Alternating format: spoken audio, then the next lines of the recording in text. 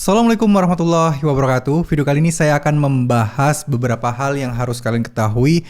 Bagaimana sih cara cepat yang tepat atau mungkin cara yang aman untuk menambah views dan juga jam tayang secara alami.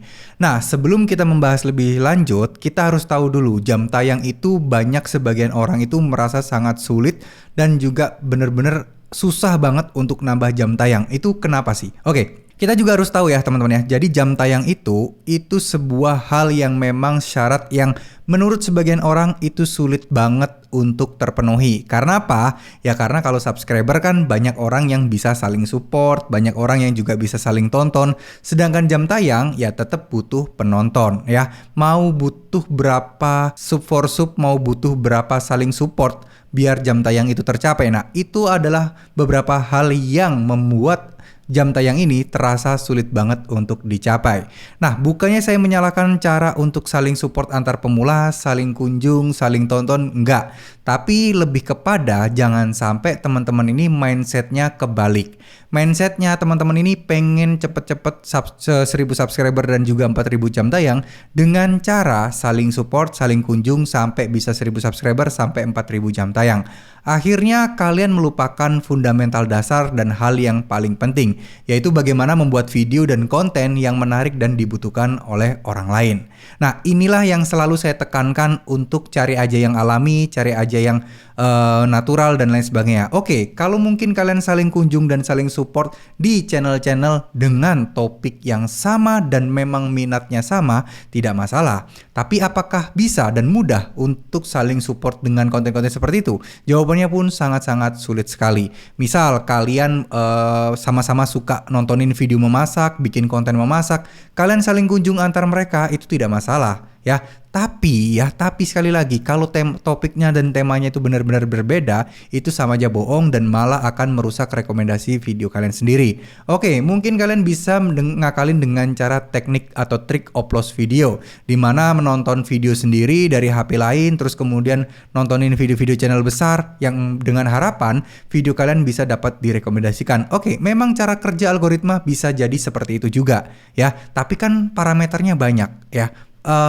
Intinya adalah indikator-indikator yang menentukan video kalian direkomendasi itu gak cuman dari sana aja, yaitu penonton yang dari channel besar yang menonton video kalian, maka video kalian akan direkomendasikan ke lebih luas lagi. Gak sesimpel itu cara pikirnya ya, caranya sangat banyak, caranya sangat luas, tapi parameter dari YouTube nggak sesederhana itu.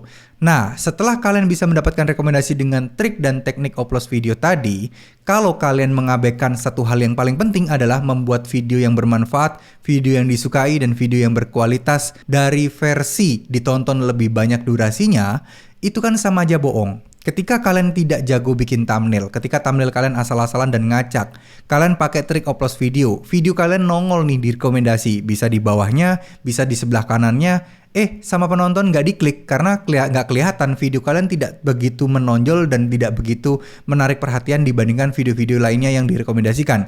Apakah itu yang jadi andalan kalian, yaitu upload video? Jawabannya enggak ya teman-teman ya. Upload video mungkin akan bisa sangat-sangat bermanfaat buat kalian yang bisa atau mungkin sudah jago bikin konten yang bagus, bikin thumbnail yang bagus.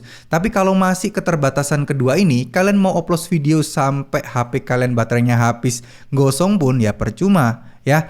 Tapi bukan itu masalah inti dari yang akan saya bahas kali ini. Yang saya bahas kali ini adalah bagaimana sih teman-teman ini memfokuskan untuk memikirkan konten, memikirkan ide konten, memikirkan topiknya, di mana kira-kira itu ketika orang melihat thumbnail kalian, ketika melihat judul kalian, ketika menonton video kalian, mereka bisa bertahan lama dan menonton video kalian sampai habis. Itu yang harus kalian puter otak kalian di sana. Bukan trik, bukan strategi, bukan cara-cara ngakalin algoritma, enggak ya. Mau itu di upload video kek, mau saling sub for sub kek, kalau video kalian masih banyak kekurangan sana sini, alangkah lebih baik waktu kalian itu dialokasikan untuk belajar bikin thumbnail, belajar bikin judul yang menarik, belajar copywriting seperti apa. Ya itu penting banget ya. Jangan ketergantungan dengan tutorial-tutorial teknik atau trik yang bikin video kita cepat laris, video kita bakal dapat banyak penonton. Jangan. Karena apa? Karena judul-judul seperti itu adalah judul-judul yang memang ya mereka ngerti dan paham.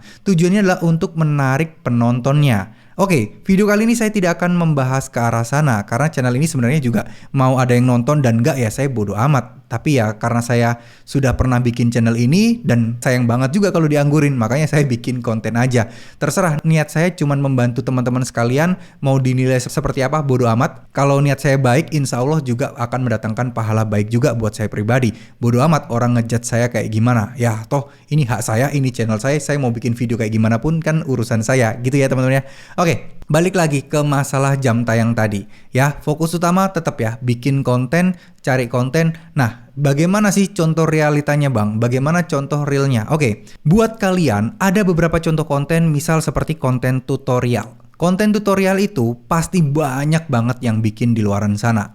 Nah, PR kalian adalah mengoptimalkan dari segala sisi. Untuk konten tutorial itu tidak pernah menuntut video kalian tuh harus yang bagus banget, harus yang gambarnya cerah banget, enggak. Yang penting problem solving ya. Yang penting dari orang menonton video kalian, orang dapat menemukan solusinya ya. Mau video kalian jelek, suara kalian jelek, orang nggak peduli. Yang penting dia menemukan solusi dari konten kalian. Nah, itu adalah salah satu contoh konten-konten yang bermanfaat dan konten-konten yang dicari banyak orang. Bang, gimana dong nasib saya yang kontennya kayak ngevlog, kontennya kayak review makanan dan lain sebagainya?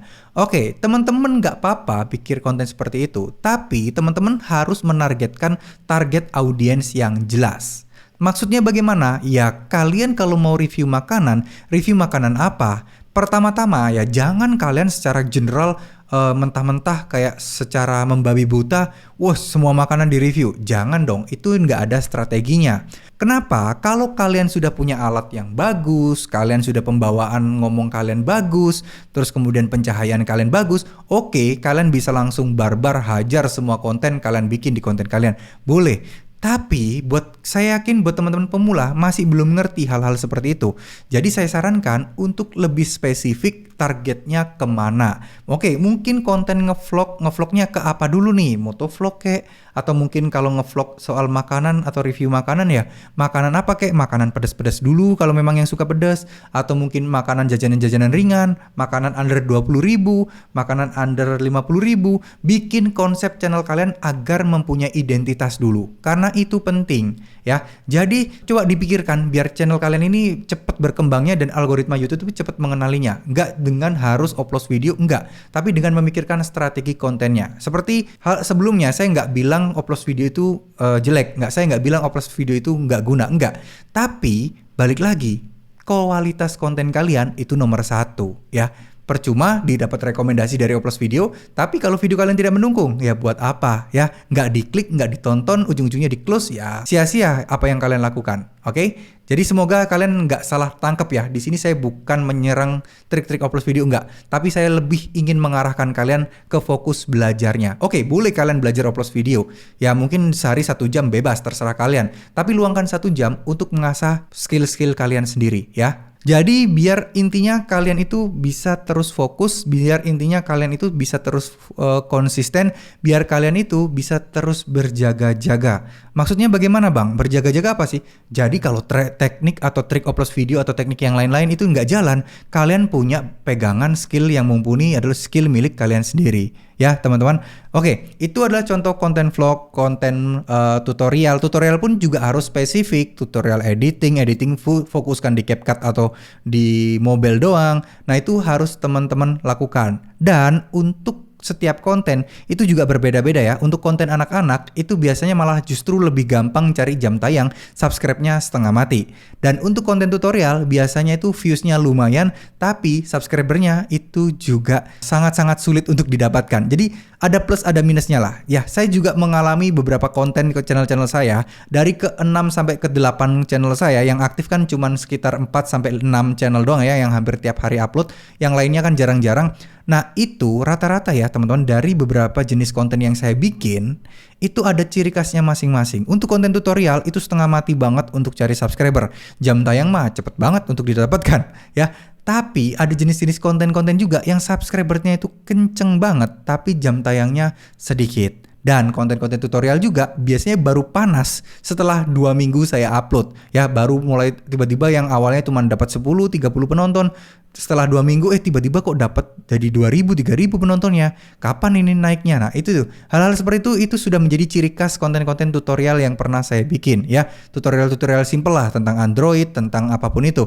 Namun di sini yang ingin saya tempatkan kepada kalian, coba perbanyak video saja dulu ya.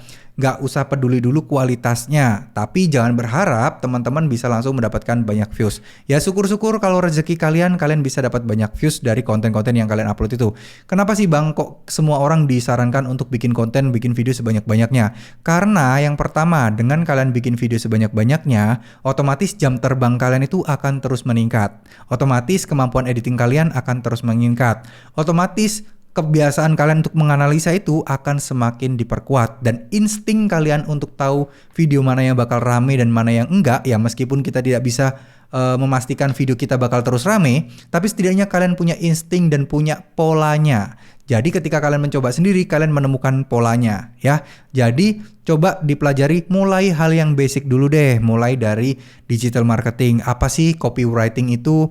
Apa sih cara penulisan judul yang benar itu? Bagaimana sih caranya agar penonton itu bisa bertahan lebih lama menonton video kita? Nah, itu yang paling penting untuk teman-teman pelajari saat ini. Sebelum memulai teknis-teknis yang sifatnya apa sih bahasanya? Technical banget lah, mulai dari efek-efek editing ya. Coba untuk dipahami basic dulu internet marketing ya. Gimana sih caranya internet dan algoritma itu bekerja. Terus kemudian kalian coba padukan dengan basic-basic ilmu yang lain. Terus kemudian kalian coba terapkan dan pelan-pelan mulai untuk belajar editing foto, editing video, dan lain sebagainya. Ya, nggak semua konten kok butuh editing yang bagus, tapi butuh penempatan posisi kata-kata yang bagus di setiap videonya. Sebagai contoh, 5 detik pertama, 30 detik pertama itu adalah momen-momen krusial kalian harus bisa mempertahankan penonton kalian untuk menonton videonya. Caranya bagaimana? Ya, kalian bisa lihat tuh, pelajari channel-channel besar lainnya. Biasanya di awal video diberikan cuplikan-cuplikan paling penting, esensi dari inti dari videonya. Sehingga apa? Orang penasaran, oh video ini di menit keberapa ya? Akhirnya dia menonton sampai akhir. Gak usah jauh-jauh deh, cek aja channelnya Deddy Corbuzier. Itu setiap di awal pasti kan diberikan cuplikan konten-konten yang membikin kepo orang kan. Nah, itu yang saya maksud teman-teman ya. Oke, jadi kenali dulu setiap jenis-jenis channel. Kenali dulu kenapa kok video kalian susah banget dapat jam tayang. Kenali dulu kenapa kok video kalian susah banget dapat subscriber. Intinya adalah cari sesuatu yang memang lagi banyak dicari orang, dan memang target audiensnya itu jelas banyak ya, bukan jelas gak ada. Beda ceritanya kalau kayak gitu. Intinya adalah sekali lagi, coba teman-teman, kalau konten kalian itu masih agak relevan dengan sesuatu yang dibicarakan dan viral saat ini, teman-teman singgung-singgung aja lah ya. Jangan sampai ketinggalan sesuatu yang sedang hangat saat ini. Taruh di dalam judul kalian. Apa sih tentang makanan? Apa sih tentang makanan yang lagi viral saat ini?